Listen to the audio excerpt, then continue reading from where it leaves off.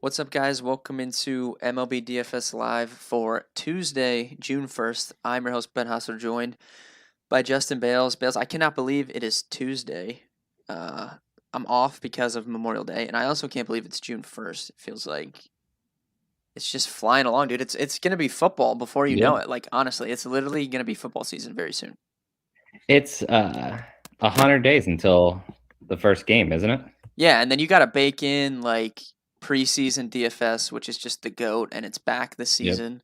We didn't get any of that last year, but that'll be back, and that's going to be like, a month before the season. So you're talking like 70 Yep. days until that comes around. So, Not to mention talk about you got best balls and stuff running, so like it's all coming quick. yeah, I was just talking to Rube before I hopped in for this stream, but a couple years, the year that Lamar Jackson, I know this is a baseball show, so we'll get to that soon, but we'll let some people join up here. But now that we've got onto this topic, but the year that Lamar Jackson was going very late, which was 2 years ago, right? And we Hmm. obviously, you and I know both were all in on him and absolutely just crushed all of our season long leagues.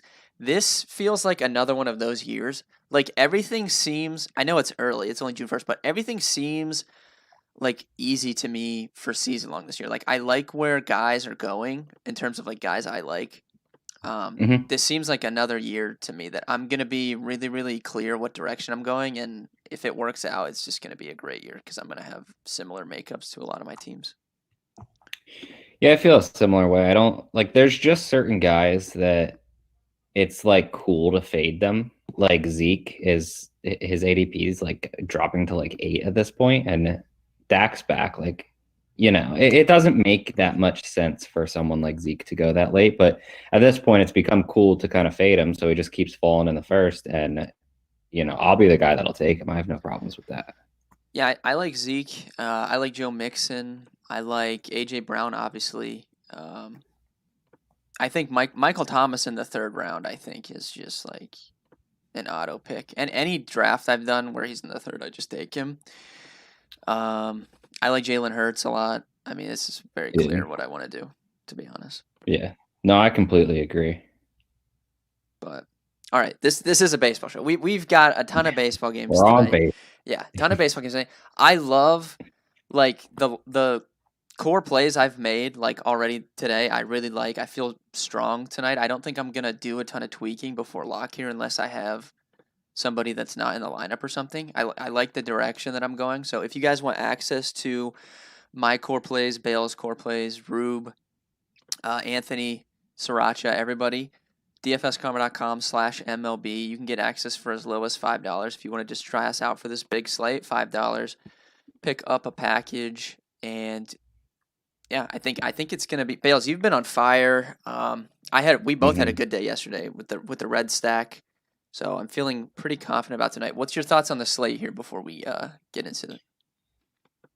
I think it's a really good slate because it's kind of odd where usually you have a lot of pitching or you have a lot of stacks. And this slate, because it's 14 games, there's legit like, I don't know, 10 pitchers that I would probably be comfortable with. But there's also like 5+ stacks that I would be 100% fine with. So you kind of get the best of both worlds just because it's such a large slate. And when there's like 6 games, you have like a very obvious pitcher that gets 60+ ownership at this point, or 60+ percentage ownership at this point. But it doesn't really feel like that's going to be the case tonight. Like we kind of know who's going to get ownership. Like obviously, people are going to play Glass now for his price. I would assume Alex would get some, but it doesn't feel like any of them are going to be owned at like 50+%, which it kind of has been happening on almost a nightly basis in recent days. I agree. I think it's a wide open slate, and I think it's fun. Like you said, pitching I think is very interesting.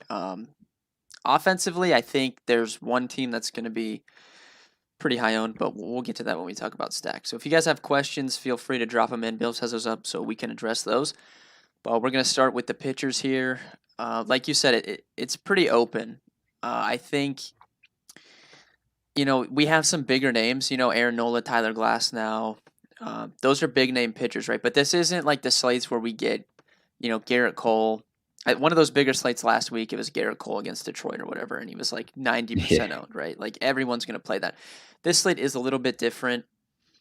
I think in terms of just top overall play, I do think Glasnow is the best play. The Yankees don't really scare me when I have an elite pitcher like Tyler Glasnow. We've talked about them struggling with elite pitching before on this stream. There are strikeouts in this lineup, especially against right-handed pitching, and strikeouts are kind of what Tyler Glasnow does, and it's really shown like that new slider has taken him to a new level strikeout wise.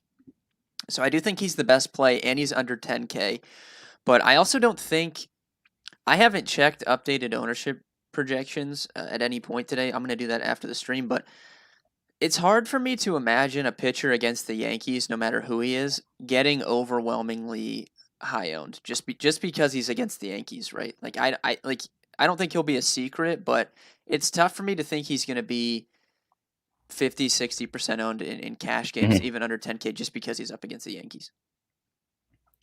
Yeah, I mean, I think he has a few things working for him. Is that one, he got priced down at 9.8. Two, he has as much, if not more, upside than literally everyone on the slate. And three, even though it is the Yankees, their implied team total is under 4 runs. So I think there is quite a bit working in Glasnow's favor to the point where he could get some ownership. And I feel like he's probably going to be one of the highest owned pitchers on the slate. But to your point, just because there are so many options, it does feel like it's not a situation where he's really gonna just you kind of plug him in and then move on. There's like plenty of options right around his price tag where if you don't want to target the Yankees offense, you don't have to. Whereas like on a 6-game slate, it's kind of limits what you can do. So I agree that Glasnow won't be like the 60% owned or anything, but I do think that he probably is one of, if not the highest owned pitcher on the slate. Yeah, I agree. So he's a great play. Nola, I'm fine with Nola. I'm probably not going to play him tonight. I just don't like to pick on Cincinnati, man. I respect their offense, even though they put out a kind of a watered down lineup yesterday. I'm assuming it'll be back to more normal today. I just don't like to pick on that offense. So I'm fine just taking a stand, going Glasnow over Nola if you're spending up. Same can be said with Sandy Alcantara. I like him as a pitcher in real life, but I don't want to go out of my way to pick on the Blue Jays really on this slate. So I think I'm fine just taking a stand, going with Glasnow at the top. There are some guys in the mid tier that I'm interested in, specifically Sonny Gray. I think at 8,900, I don't think Sonny Gray is going to get any ownership on this slate. You can see he's moved up. Money's come in on the Reds. I respect him as a pitcher, and I think there's strikeouts to be found in that Phillies lineup. So I actually like Sonny Gray in tournaments a lot in the mid tier. Who is your favorite guy like outside of those top three? Yeah, I think you outlined it pretty well. The guy that I'm willing to take a stand on is slightly above Sonny Gray and Chris Bassett. I mean, he's coming off of the complete game shutout. After Ohtani got ruled out that night, I kind of just had a shift, and Bassett's the guy that I shifted to. So getting 45 out of him, I feel like, maybe I'm just trying to ride that high a little bit longer. But if you look at what he's done, he started out, and I think he had either 2 or 3 bad games to start the season, and then 7 of his last 8, his xFIP set under 3.5 in him. A lot of the times it was well under 3, sometimes hit under 2. The strikeouts, it's not like generally he's not going to walk out and just put up the double-digit strikeouts like someone like Glasnow will, but we know how bad the Seattle Mariners offense is, and Kyle Lewis just got placed on the DL with a torn meniscus. So I think that Chris Bassett, it could honestly be my favorite arm on the entire slate, which I'm 50-50 about it because I love pitchers that get strikeouts in matchups where the opposing offense just really strikes out a ton. And, Bassett's kind of up in the air with his Seattle. They can strike out, but not all the time. But I mean, if he's not going to get a ton of ownership, I'm 100% going to play him tonight. Yeah, I think that's a good call. I think him and Sonny Gray both will be low owned in that range, and completely fine picking on Seattle. I'm looking at that 3.2 team total. here on the Bet Karma Trends page. You can access this page for free if you're watching this, and you see it on the screen. But I think that's a good call. My guy in that range, though, that I really want to play is Eric Lauer. We were kind of talking before we got on here, but I'm a big Lauer fan. I really liked him at Kent State. So he's like a local kid from Ohio. He was really good in college, kind of struggled early on in his MLB career, but sometimes it takes guys a while to figure it out, right? Sometimes, especially with pitchers, they're not good early on. They got to kind of figure things out. His velocity's been up. Swing and misses have been up. Like you said, he's changed his pitch mix around a little bit. Career high CSW. And I think that if he pitches well, so he threw really well against the Padres in his last start when they brought him up. And I think if he pitches well tonight, he's just going to stick in the rotation. And I think that this is a different version of Eric Lauer than we've seen in the past. And I honestly expect that to happen. I think he's going to have a good start. I mean, the Tigers have been basically the worst team in baseball against left-handed pitching this season. They have the highest strikeout rate. And over the last 7 days, their WRC plus combined as a team is below 70. So it's just not a good offense. They have just a 3-team total. I really like Eric Lauer tonight. I'm probably going to play him in my core plays. And I honestly think the $8,400 price tag on DraftKings might keep some people away just because, I don't know, like that seems like a little bit too much for him, right? Given what he's done in the past. Yep. No, it is too much for. It's not too much for the Eric Lauers that's throwing this season. It is too much for the previous seasons of him. I wrote it in. If you haven't checked out the MLB breakdown, I published that this morning, and I outlined Eric Lauer and started it by calling him an ace, kind of as a joke. He's not actually, obviously, an ace for Milwaukee. He was the Padres opening day starter. I think what was that, last season or the season before? I think it was 2 seasons ago. But yeah. I mean, it's ace Eric Lauer, but in all seriousness, like all of his advanced metrics suggest that he's going to continue to do what he's doing. And normally, because he's thrown in like 5 games. I think he started 3. I would kind of take it with a grain of salt, but you don't need a massive sample size necessarily when you look and see, like, if everything's clicking, and Lauer obviously made drastic changes to his pitch mix and his velocity's up a little bit. It's not like you need 20 starts to know that all of a sudden he's figured it out. Like, he's changed what he needed to change, and success at this point is enough to play him against an offense like Detroit, in my opinion. Yeah, I completely agree. You also have Robbie Ray priced right next to him. I think he'll be pretty chalky today against the Marlins. I have no problems with him. I think he's a good play. Another guy that's made a lot of changes, right? This isn't the typical Robbie Ray. His walk rate is down to just above 6%, which is crazy when you factor in that he's regularly been like 14 or more percent in terms of walks the last couple seasons, and now he's all the way down to 6%. Isn't giving up as much hard contact. And the Marlins, like, I feel like DFS players kind of envision the Marlins as this good team against lefties because they have Jesus Aguilar, they have Adam Duvall, guys that typically you want to target against left-handed pitchers for power. But if you look at the numbers, they're bottom 10 in WRC plus this season against lefties as a lineup. They're fourth highest in strikeout rate as a team. Like, they're not a good offense against lefties. And I kind of believe in this new version of Robbie Ray, and I think he's kind of worth the ownership. Like, I don't have a problem with him being high owned on this slate, just because he hasn't been as volatile as we've seen in the past. Yeah, I agree with it for the most part. I think one of my issues with playing someone like Robbie Ray at ownership is that you can just pay slightly more for someone like Sonny Gray, and it's not like Robbie Ray's so much better or anything, or he's in such a better position where, like, you just kind of are like, whatever, I'll take the Ray with the ownership. So I don't know if he's going to be high owned, I probably pass on that. If he's going to be like, I don't know, 15% owned, I would be relatively fine with it. Anything under that, I would be really happy with. One of the big things about him is that, like, his swinging strike rate isn't down at all. It's actually the highest in his career. He's just kind of figured out the walks. So it's not like he's necessarily pitching to contact. It's just that he's not all over the place when he throws. So it's kind of weird that like just out of nowhere he can do it. But I mean, it's been a pretty big sample since he's thrown in what almost double-digit games this year so far. Yeah. Is there anyone outside of those guys that you're interested in? Like Haney, I mean, he always gets ownership. I would rather just go up to Robbie Ray or Eric Lauer, one of those guys, I think, than play Haney. I mean, feel like those guys are honestly safer than Haney. I know it looks like Longoria's probably not going to play tonight, so that does hurt San Fran. But they've been pretty pesky, especially against lefties.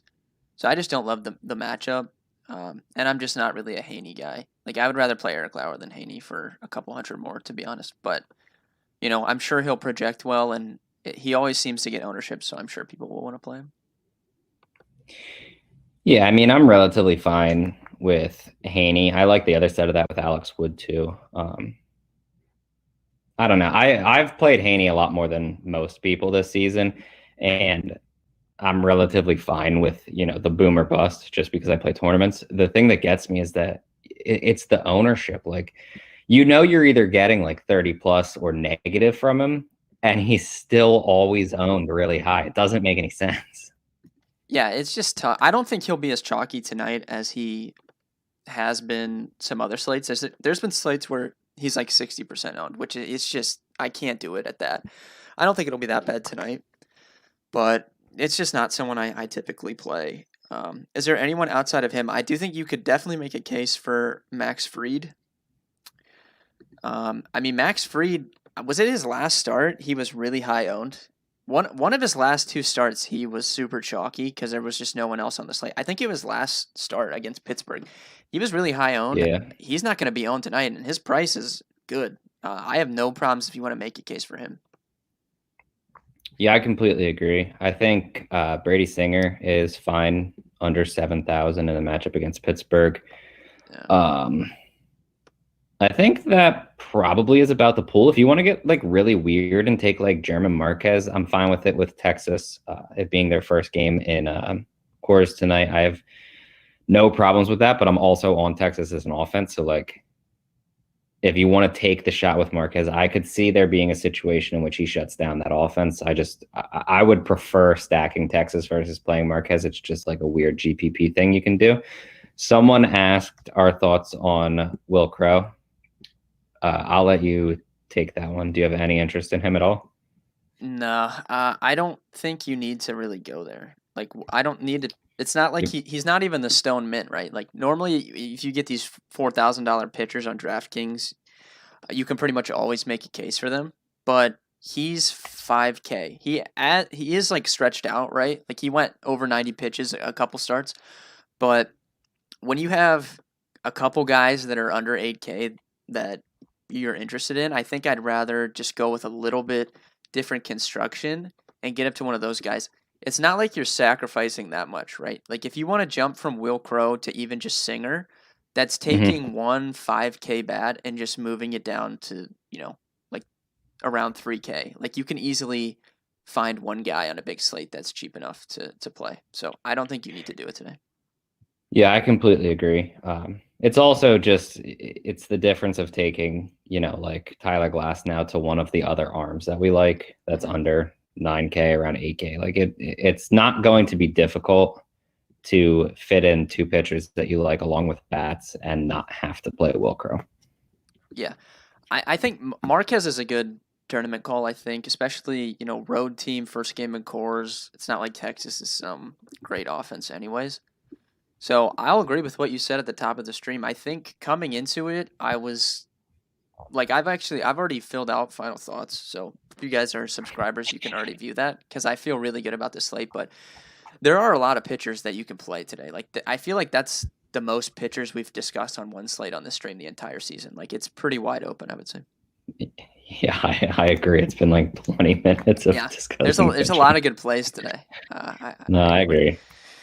All right, we'll move on to some stacks. If you guys have questions on any other pitchers, you can ask. Stack-wise, I think Minnesota is going to be really chalky tonight against Zimmerman.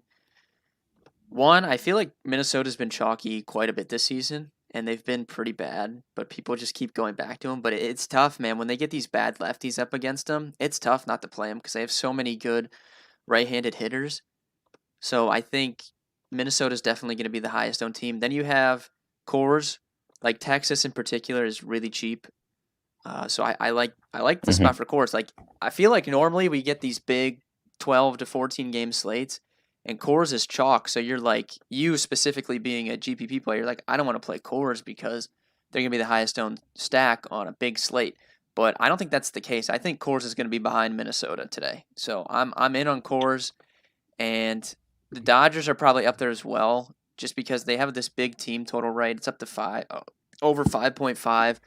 Gant walks a ton of guys, so I don't think you can one-off Dodgers guys tonight, right? I think you have to just go with the full five-man because it would be too easy for Gant to walk whoever you one off or your two guys, right? I think you just need the full stack if you're going to play Dodgers. Yeah, I completely agree. Everything you said is basically spot on. I'll just add, I also like Kansas City. I have no problems whatsoever with them.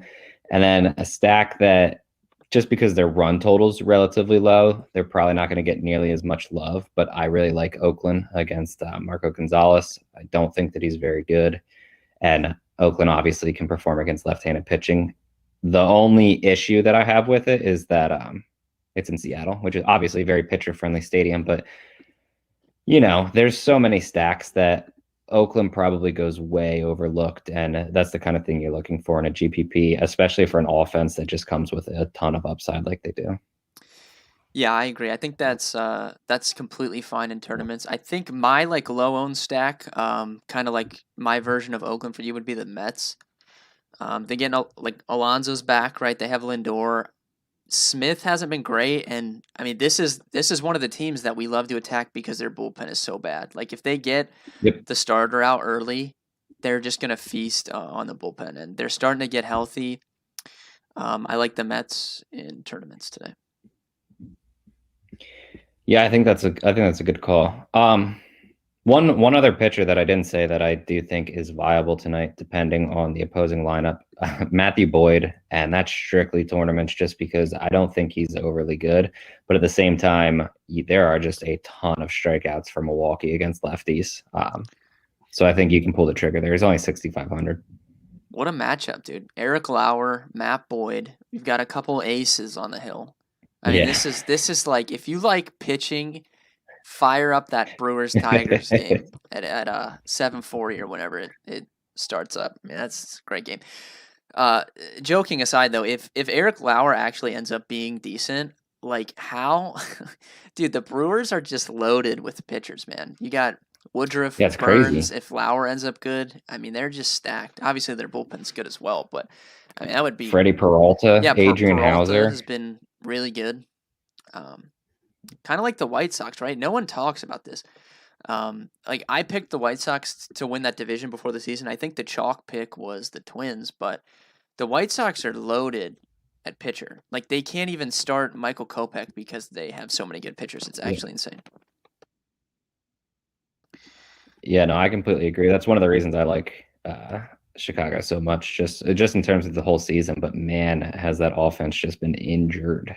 I know it's kind of like the Mets. Like it's astounding that the Mets are in first and they've been like the most hurt team. Like it's actually crazy. I feel like normally the Mets start out hot and then they get hurt and then they fall down, but they've like weathered their injuries. Yeah.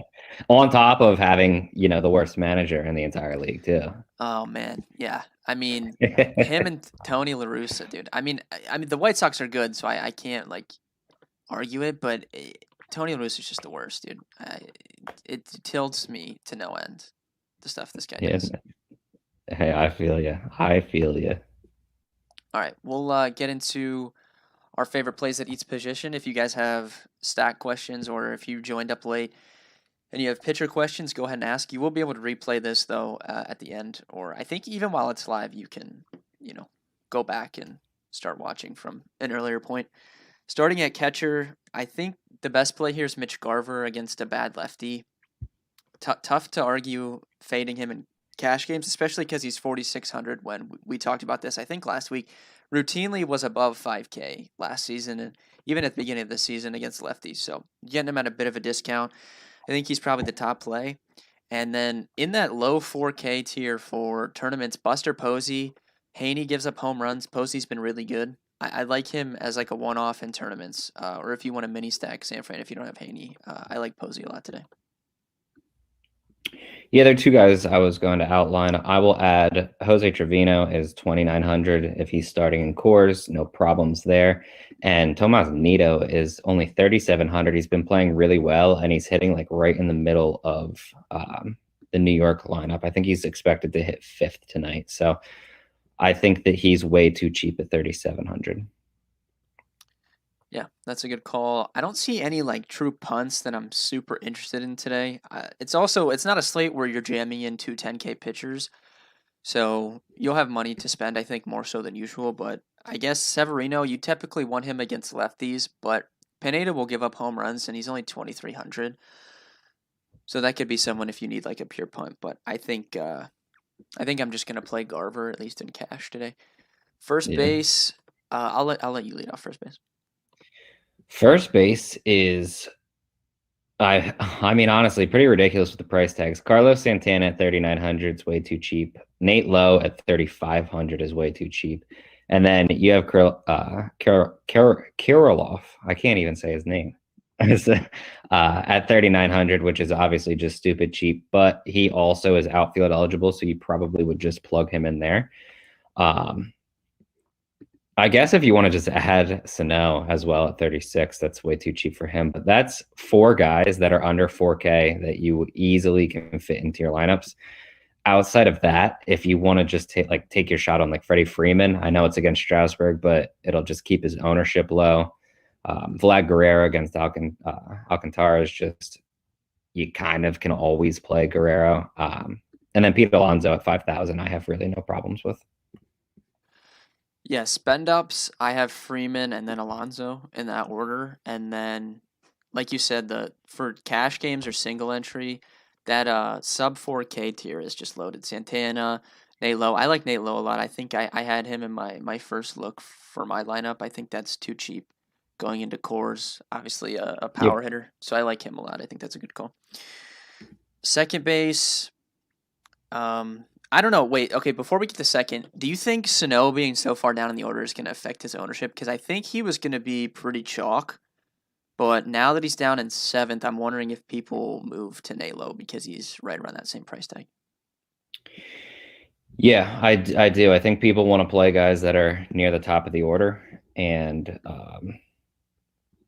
I don't know. That's just kind of low, and it's not like you're dying to get him in. Like Low is $100 cheaper, so it's not like it's difficult to just play. Like you can literally just plug Low in for him, and I think that people, especially if they want to like stack Minnesota, I think they're just going to use the guys at the top of the order. I agree. We'll transition at the second, where my favorite second baseman is Jorge Polanco. His price has come down, but I think once again, he's going to be one of the lower-owned Twins guys. I think people want to play Donaldson. They want to play Nelson Cruz. I don't think, for whatever reason, he always seems to be the lowest-owned Twins guys. Like there's been a couple slates this season where the Twins are all over 30% owned, and then he's like sub 10% for whatever reason. And he's batting sixth today, so I like Polanco a lot. I think if you're spending up, Max Muncy is probably the top projection here that you would want to get in.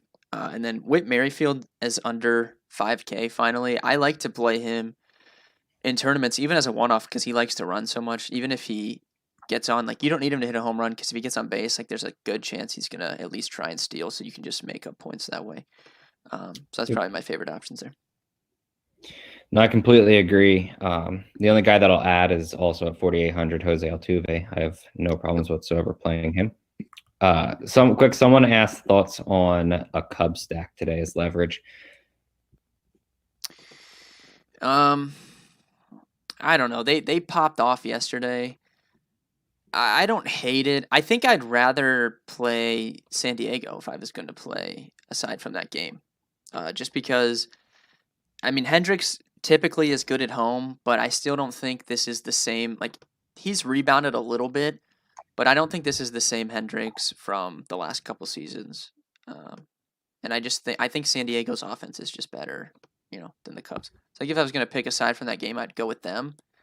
But they'll be low owned. So if that's like your goal I'm just going to play like a 2% owned stack, I do think the Cubs fit that mold.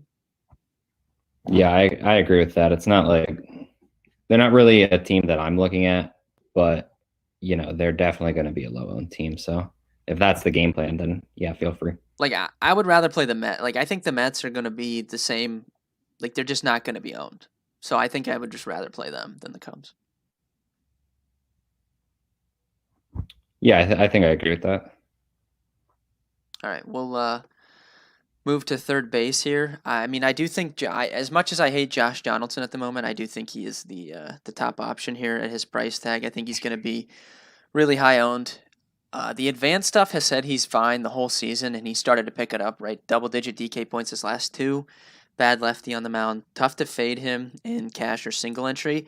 If you are playing tournaments outside of him, you can pivot and just use Sano at third base, who's down in the order, which we were just talking about, and he's cheaper. I don't mind that. Outside of the Twins guys, who do you like at third base?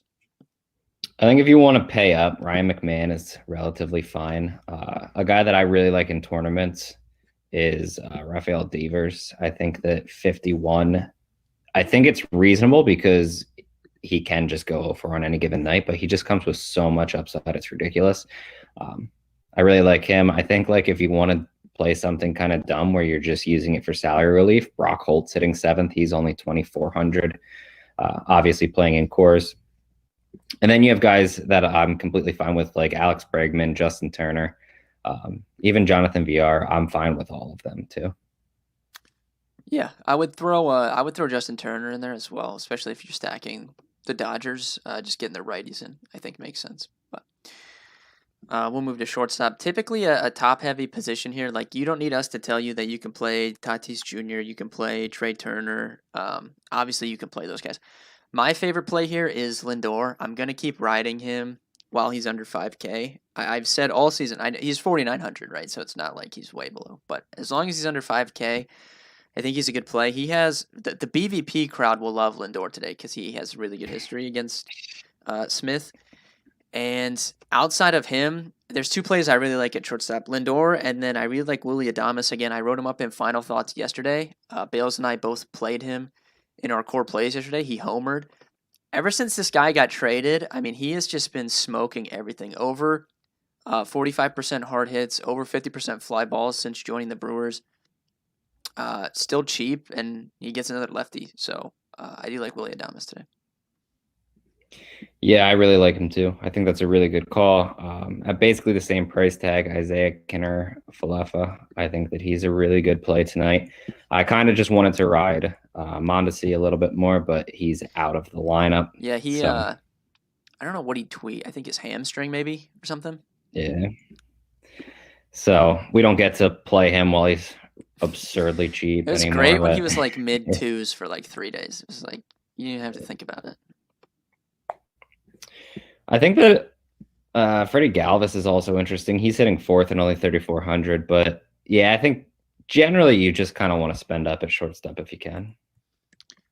Yeah, I agree. Outfielder, I mean, tons of guys on a big slate we can name, right? So we'll try and keep it concise here. I think spend up wise, Nelson Cruz number 1, and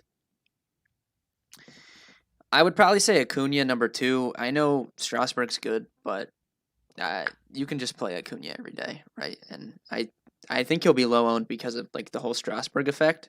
So I would say that's probably my top 2. Austin Meadows against Domingo Germán is right there as well. Obviously a park upgrade going to Yankee Stadium rather than being in the Trop, and he just is really good. Like the advanced stuff is elite. It's been elite on him all season.